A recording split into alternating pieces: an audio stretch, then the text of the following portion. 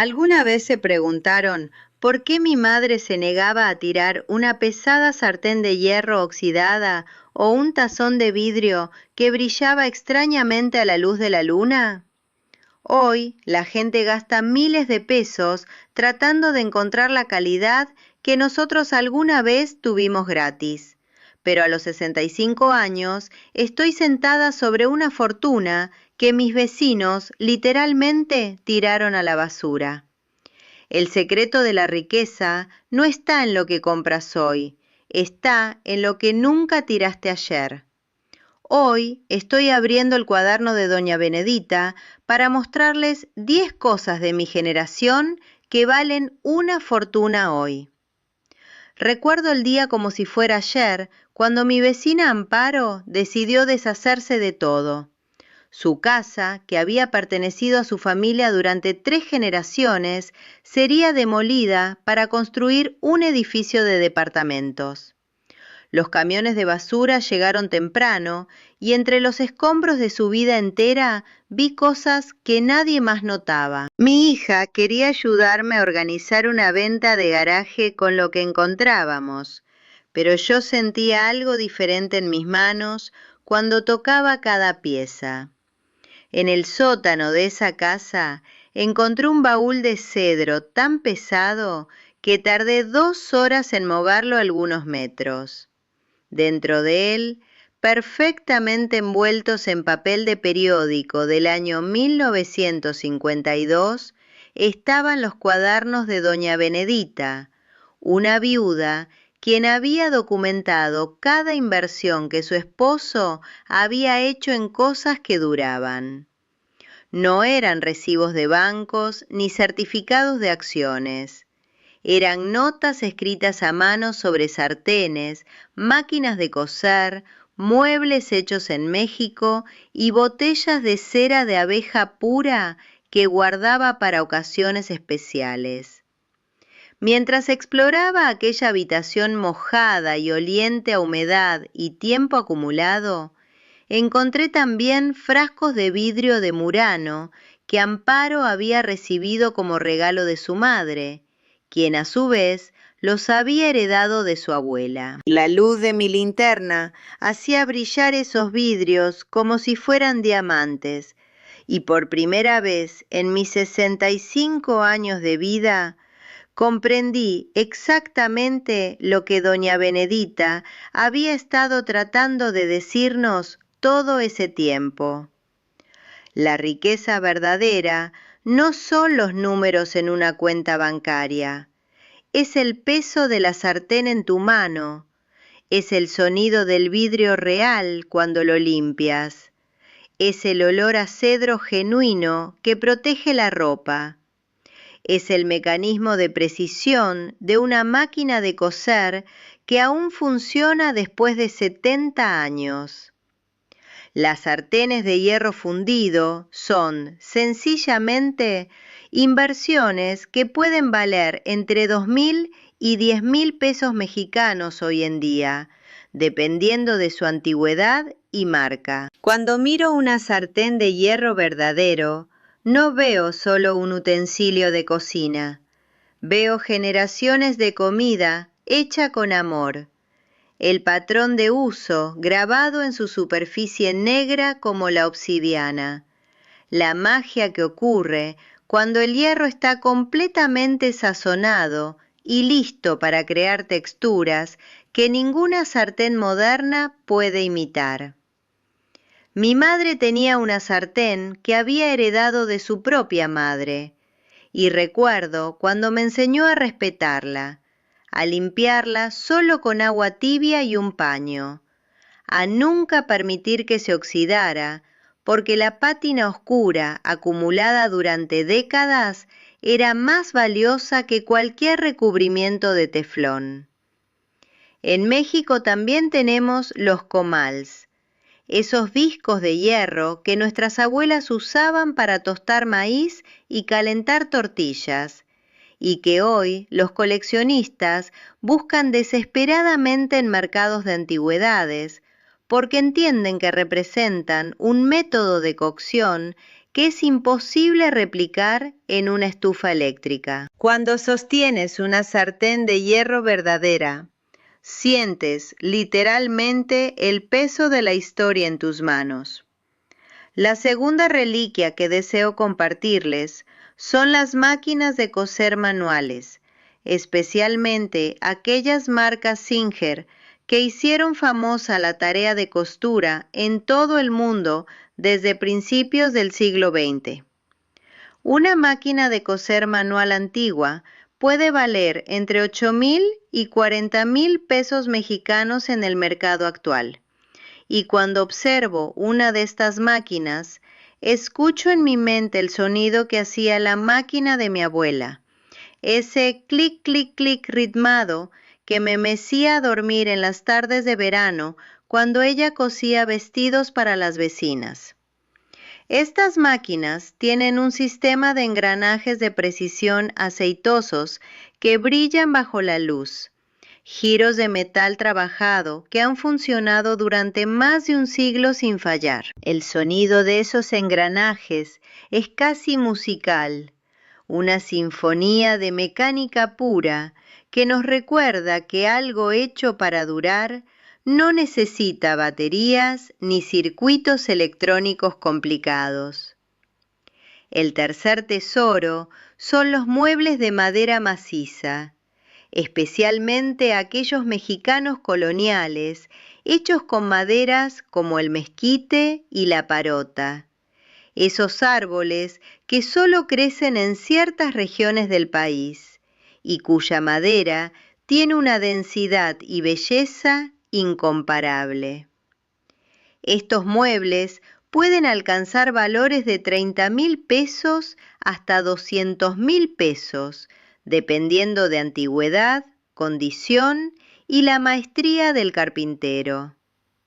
Cuando toco la madera de uno de estos muebles, puedo sentir la veta natural, ver cómo los años han profundizado el color hasta ese tono miel oscuro que ningún barniz moderno logra. Amparo tenía un ropero de parota en su habitación principal, hecho en Oaxaca en 1890, y cuando lo limpié por primera vez, descubrí que la madera tenía un aroma sutil, como canela y tierra mojada, un perfume natural que la parota produce y que se mantiene durante generaciones. Los gabinetes, las cómodas, las mesas hechas de maderas macizas mexicanas son ahora buscadas por decoradores internacionales que pagan fortunas porque comprenden que la belleza de la naturaleza no puede ser reproducida. La cuarta categoría de riqueza olvidada son las herramientas de acero forjado. Esos martillos, sierras, cinceles y destornilladores que nuestros abuelos usaban para construir casas, reparar lo que se rompía. Una herramienta de acero forjado genuina, hecha a mano en forjas mexicanas, puede valer entre 2,000 y 20,000 pesos en la actualidad, especialmente si lleva la marca de herrerías mexicanas antiguas que ya no existen. Debemos recordar que México tiene una herencia ancestral extraordinaria de herramientas hechas con obsidiana y trabajos metalúrgicos prehispánicos que representan la tecnología más avanzada de sus épocas. Cuando sujeto un martillo de principios del siglo XX, siento que el hierro ha sido comprimido y forjado de tal manera que su dureza es casi imposible medir con palabras. La quinta joya en el cuaderno de Doña Benedita es la cerámica y el vidrio fino, específicamente la Talavera de Puebla, ese arte cerámico mexicano que ha sido reconocido mundialmente por su precisión en los patrones y la calidad de sus glases. Un plato, un tazón o una jarra de Talavera auténtica puede valer entre 5,000 y 100,000 pesos mexicanos, dependiendo de su antigüedad y el patrón que contenga. Recordaba perfectamente el día cuando encontré en la cocina de Amparo una colección entera de Talavera que había estado guardada en cajas de cartón sin usar. La cerámica de Puebla tiene colores que hacen pensar en la puesta de sol, azules intensos como el cielo de verano, amarillos como el maíz sagrado, verdes como las piedras de jade que los antiguos mexicanos veneraban. El vidrio de Murano, ese vidrio que venía de Italia, pero que fue amado y coleccionado por las familias mexicanas pudientes, tiene una transparencia y un peso que el vidrio moderno sencillamente no posee. Mientras continuamos con el viaje a través del cuaderno de Doña Benedita, quiero hacer una pausa especial para hablarles de algo que todos ustedes pueden hacer inmediatamente. Mientras que todos en nuestra sociedad se apresuraban a tirar lo viejo, aquello que ocupaba espacio, lo que no brillaba con plástico y neón, yo estaba puliendo bronce. Estaba aprendiendo a amar el sonido de los mecanismos antiguos, el olor del cedro genuino, el peso del hierro verdadero. En los comentarios fijos que encontrarán debajo de este video, he dejado una guía completa que les mostrará exactamente cómo identificar estas 10 categorías de tesoros en sus propios hogares, cómo evaluarlas y cómo comprender el verdadero valor de lo que sus abuelas cuidaban tan celosamente. La sexta reliquia que deseo compartir son los relojes mecánicos, esos instrumentos de precisión que marcan el tiempo con una exactitud que los relojes modernos de cuarzo simplemente no pueden igualar. Un reloj de bolsillo antiguo, especialmente los de marcas suizas o mexicanas prestigiosas, puede costar entre 5.000 y 500.000 pesos mexicanos, dependiendo de su complejidad y edad. Cuando abro un reloj mecánico, lo que veo es un universo en miniatura, engranajes perfectamente calculados, espirales de oro y plata, cristales que han permanecido claros durante más de un siglo, y una máquina que continúa marcando el tiempo con precisión. Mi abuelo tenía un reloj de bolsillo que era de su padre, un reloj que solo necesitaba ser enrollado cada mañana, y el sonido que hacía ese mecanismo al dar las horas era como un pequeño milagro de matemática y metalurgia. El séptimo tesoro comprende los juguetes de hojalata y madera, especialmente aquellos que representan el arte mexicano de Oaxaca, como los alebrijes, que hoy son buscados por museos internacionales. Un juguete de lata antiguo mexicano puede valer entre 2.000 y 200.000 pesos, especialmente si tiene movimiento mecánico o fue hecho por artesanos locales renombrados.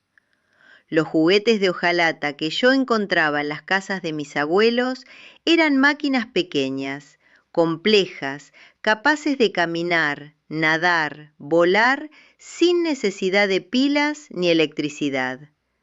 Cuando le doy cuerda a uno de estos juguetes, después de 70 años de estar guardado, y veo que aún funciona, que aún camina con sus pequeñas patas de lata, siento una conexión profunda con el artesano que lo creó. La octava categoría de riqueza escondida en nuestros hogares son los discos de vinilo y las vitrolas antiguas, esos aparatos que reproducían música con una calidez, una presencia y una riqueza de tonos que la tecnología digital nunca ha podido replicar.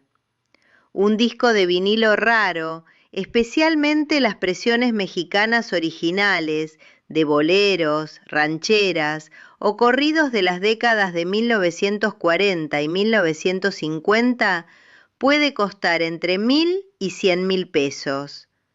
cuando coloco un disco en una vitrola antigua, cuando escucho ese crepitar suave al inicio, cuando comienzan a sonar las primeras notas de un bolero interpretado por una voz que ya se ha ido hace décadas, siento que estoy escuchando a través del tiempo.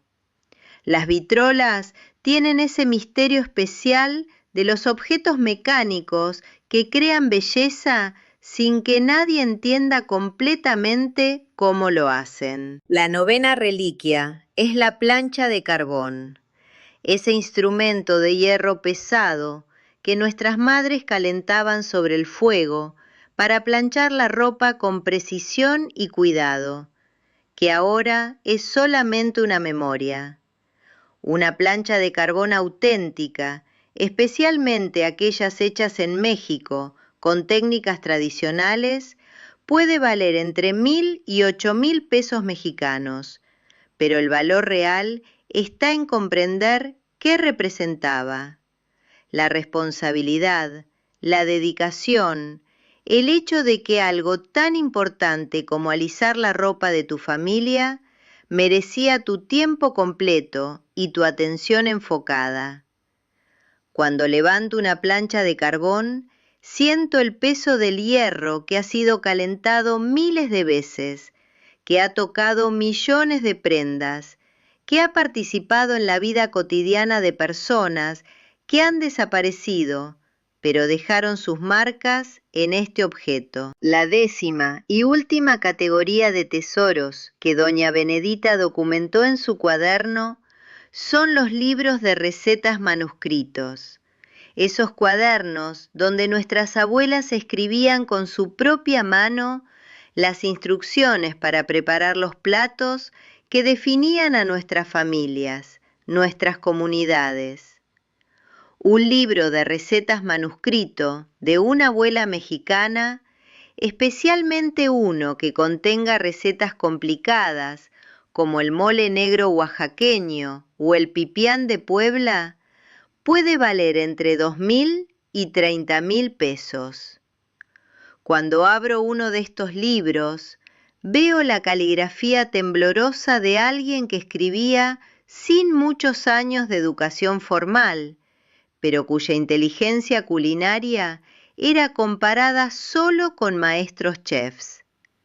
Las anotaciones marginales dicen cosas como: recordar que este mole lleva 3 tipos diferentes de chiles.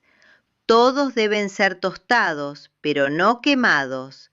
El tiempo correcto es cuando huele bien, pero antes de que empiece a soltar humo. Ahora llegamos al momento en que el cuaderno de doña Benedita se cierra, al momento en que todos estos tesoros convergen en un acto de triunfo que probablemente ella nunca imaginó.